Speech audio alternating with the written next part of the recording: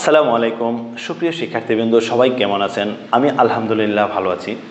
আপনাদের সামনে আজকে চলে আসলাম নতুন একটি টপিক নিয়ে আলোচনা করার জন্য।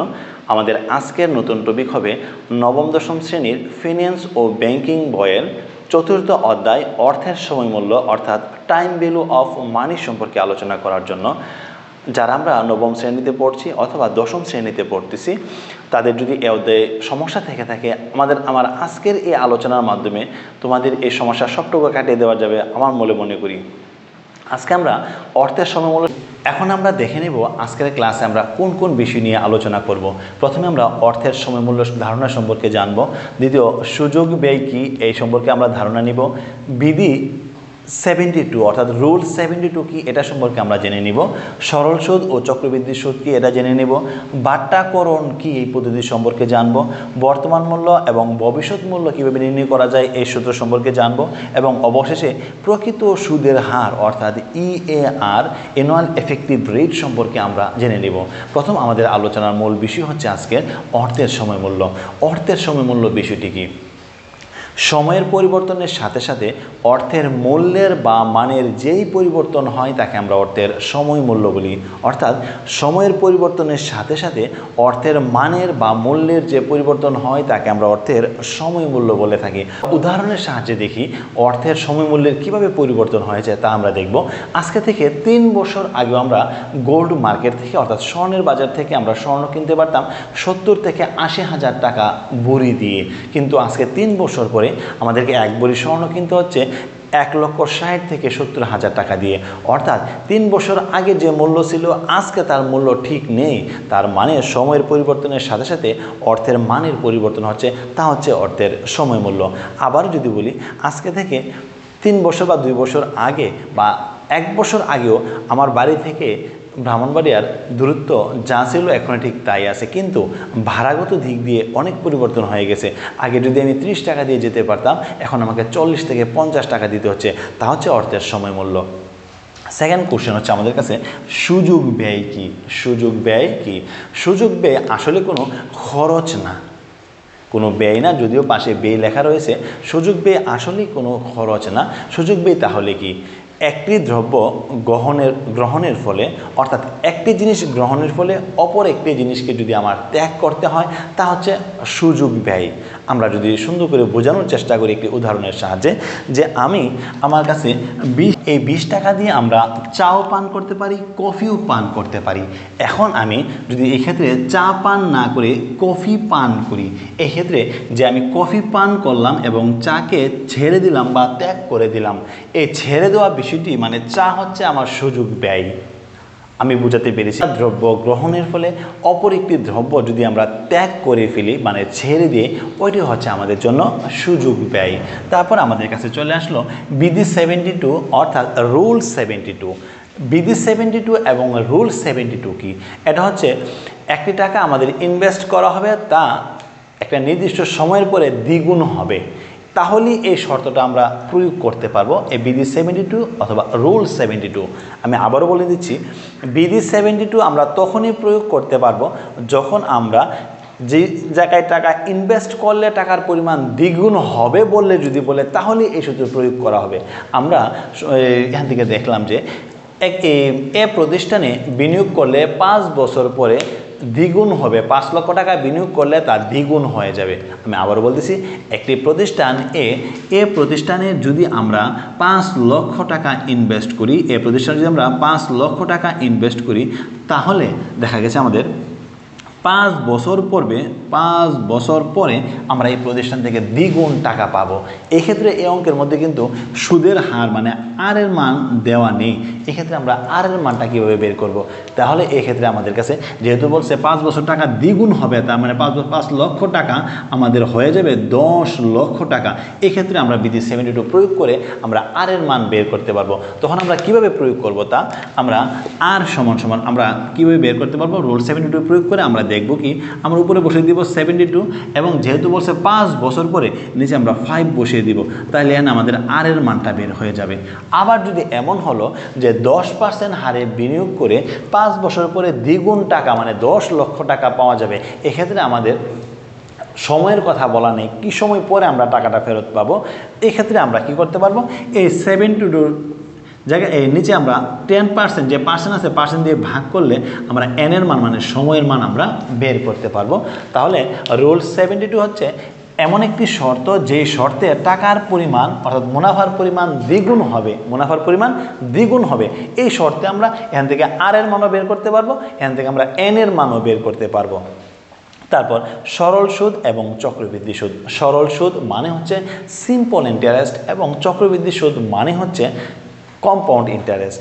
সিম্পল ইন্টারেস্ট মানে কি, সিম্পল ইন্টারেস্ট মানে হচ্ছে আই ইকুয়াল PNR।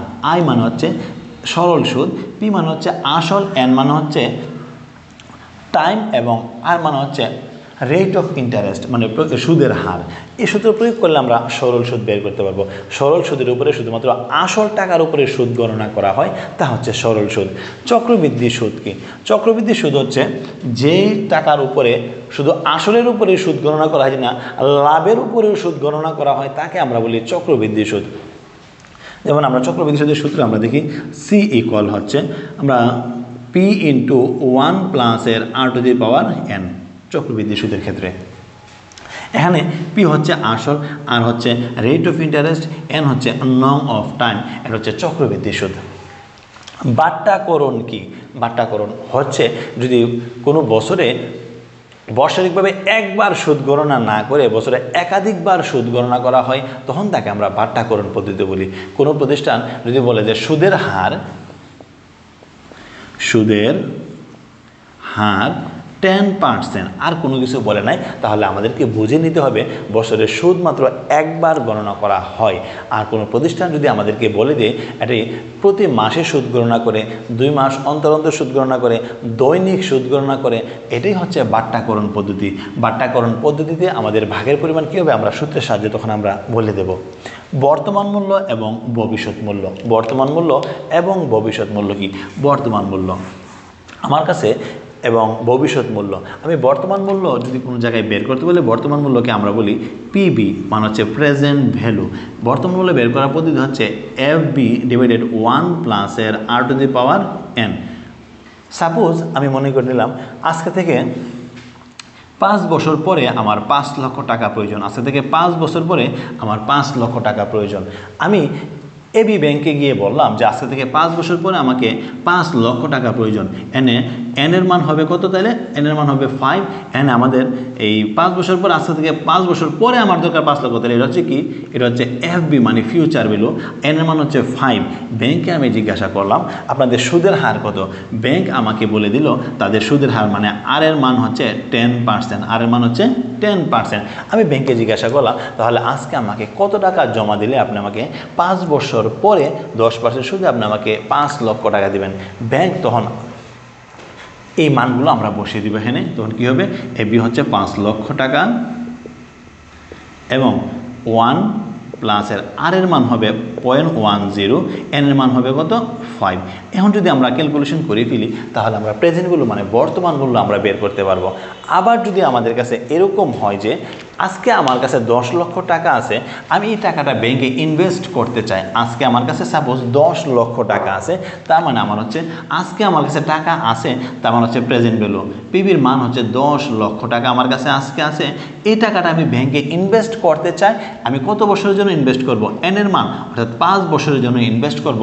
ব্যাংক আমাকে বলল তারা আমাকে সুদের হার দেবে 7.5%, 7.5%।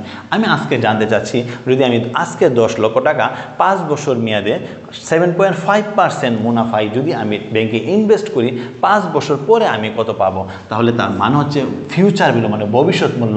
এক্ষেত্রে আমাদের বের করতে হবে কি, ফিউচার ভ্যালু ভবিষ্যৎ মূল্য। ভবিষ্যৎ মূল্য সূত্র হচ্ছে পিবি ইন্টু 1 প্লাসের r⁴n, পিবি ইন্টু 1 প্লাসের r⁴n। এক্ষেত্রে পিবির ভ্যালু হচ্ছে আমাদের 10 লাখ টাকা, পিবি হচ্ছে 10 লাখ টাকা, 1 প্লাসের আর এর মান হচ্ছে আমাদের 0.075, এন এর মান হচ্ছে আমাদের 5 ইয়ার মানে হচ্ছে 5 বছর। এক্ষেত্রে যদি আমরা ক্যালকুলেশন করি তাহলে আমরা আজকে 10 লক্ষ টাকা ইনভেস্ট করলে অর্থাৎ 5 বছর পরে 7.5% হারে আমরা কত টাকা পাবো তা আমরা বের করতে পারবো। এ হচ্ছে বর্তমান মূল্য এবং ভবিষ্যৎ মূল্য। হ্যাঁ, আরেকটা কথা বলছিল এখানে বাট্টাকরণ পদ্ধতিটা কি।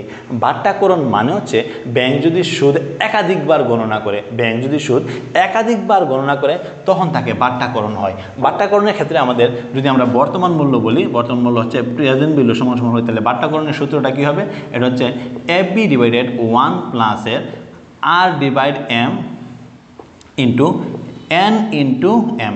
বাট্টাকরণ মানে হচ্ছে আর কে এম দ্বারা ভাগ করতে হবে এবং এন কে এম দ্বারা গুণ করতে হবে। আমি আবারও বলতেছি, বাট্টাকরণ জিনিসটা হলো ব্যাংক যদি বাৎসরিক হারে সুদ গণনা না করে, ব্যাংক যদি দৈনিক সুদ গণনা করে, সাপ্তাহিক সুদ গণনা করে, অর্থাৎ মাসে 2 বার সুদ গণনা করে, মাসিক সুদ গণনা করে, 2 মাস পরে পরে সুদ গণনা করে, অর্থাৎ এইভাবে যদি ব্যাংক একাধিকবার সুদ গণনা করে তখন তাকে আমরা বাট্টাকরণ পদ্ধতি বলি। বাট্টাকরণ পদ্ধতি হলে কি হবে? আর কে এম দ্বারা ভাগ হবে এবং এন কে এম দ্বারা গুণ করতে হবে। তদ্রূপ একই রকমভাবে এটা হচ্ছে বাট্টাকরণ পদ্ধতির বর্তমান মূল্য। এখন যদি আমরা বলি বাট্টাকরণ পদ্ধতিতে ভবিষ্যৎ মূল্য সমান কি হবে, তার মানে হচ্ছে FB ইকুয়াল PB ইন্টু 1 প্লাসের R by M into N into M। দেখুন ভবিষ্যৎ মূল্যের ক্ষেত্রেও কী করা হয়েছে? আর কে এম দ্বারা ভাগ করা হয়েছে এবং এন কে এম দ্বারা গুণ করা হয়েছে। তো এ হলো আমাদের বর্তমান মূল্য এবং ভবিষ্যৎ মূল্য বের করার পদ্ধতি।